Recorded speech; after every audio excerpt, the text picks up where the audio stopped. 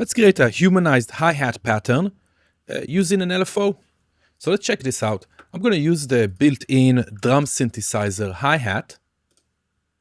If you have Ableton Live 10, you have this built in the core library. This is how it sounds. Let's turn it down a tiny bit. Let's make a clip here, just 16th notes. Doesn't matter which note you put in because it's just noise. Let's launch that. Nice. Now I'm going to take the built-in LFO. Again, if you have Ableton 10, it's inside the core library, so you should have it. Excellent. Now I'm going to map this LFO to the decay time of the hi-hat. It's going to go up and down. Let's listen to this. Nice. So let's randomize it a tiny bit to make it a bit more human. So I'm going to go random. Let's speed it up. Nice. Now it's jumping too much. It's jumping all the way down and all the way up. So let's reduce the depth a tiny bit.